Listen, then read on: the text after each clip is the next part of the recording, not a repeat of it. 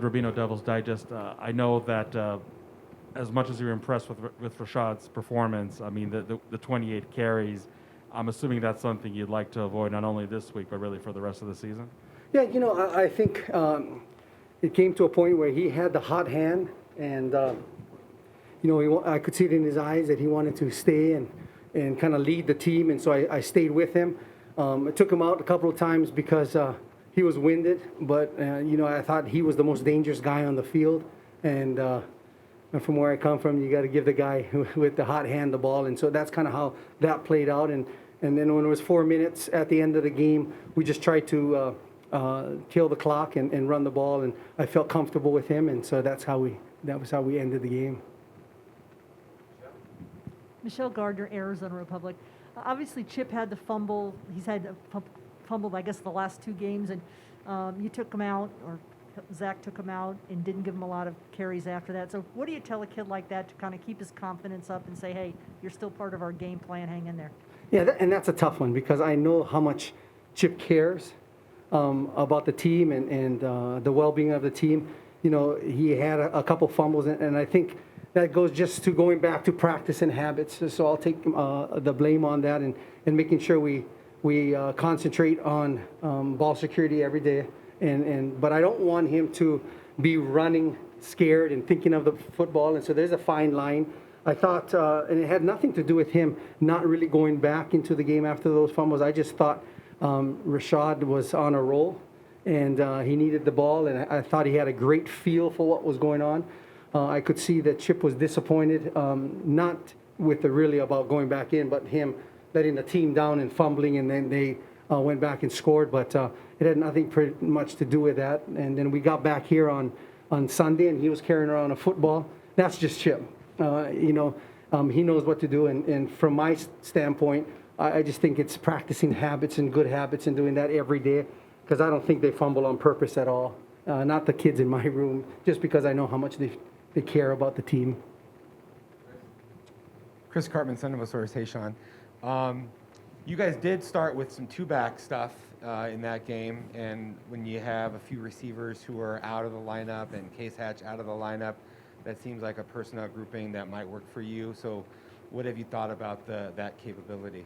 I just think that, and I'm blessed to be in that room, that there are pretty good players in that room, and so we try to get the best players on the field. Some receivers are down, and tight end were down, and fullback was down, and so we felt that was the best personnel for us to go into that game, and that could give us the best variety from the run and the pass situations. But I thought it did work out, and I'm tugging on Zach to, hey, maybe that really did work. So get those guys back in, and then we, instead of having one guy, got 2 guys on the field out of those 3 backs. And so I feel very comfortable with those guys out of the backfield as well, in pass protections and in pass routes. Doug Howard, The Athletic. Sean, when you watch Rashad on the tape, we look at the touchdown runs, the 50-yard run, the 47. What stands out to you about just the other night's game? Was there something smaller, or is it just his ability to break plays? What as a position coach, what do you see? I like his feel, and you can, and if you watch it from more, you can tell more from the end zone side, the feel of where he gets skinny in holes and gets the feel of the play and following his blockers. And then I'm really impressed with his physical ability to finish plays, keep his legs going, and it's the want to that I was most impressed about.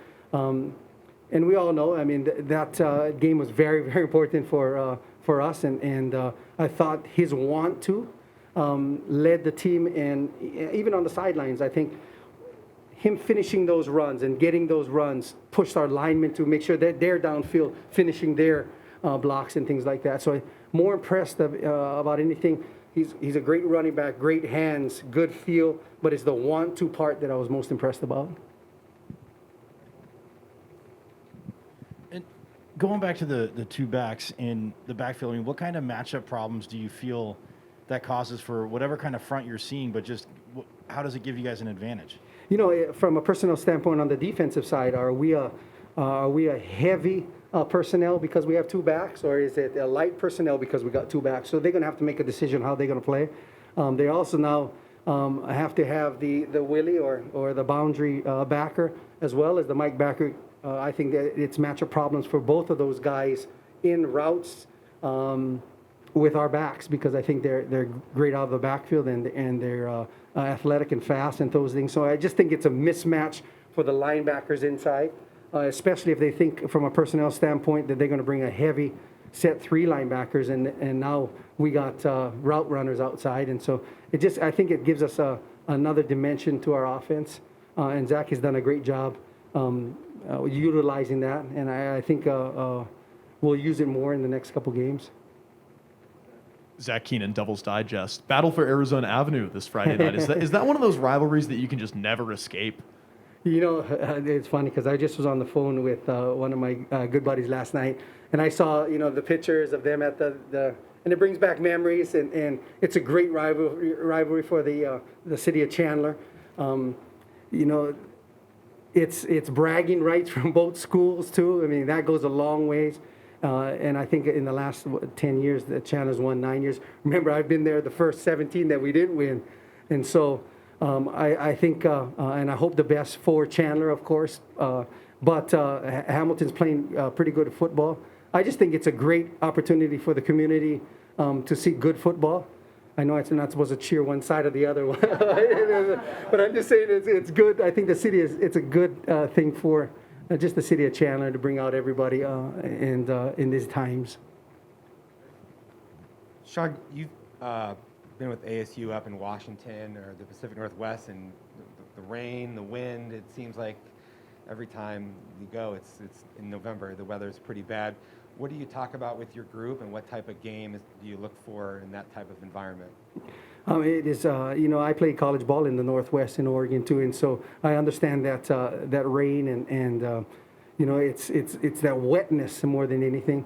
Again, we want to reiterate that ball security is very important.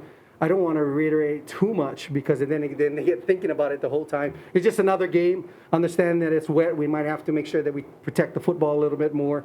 I try not to over-exaggerate that part of it. I thought we did a great job last year at Oregon State where the rain was coming down and we ran the ball well.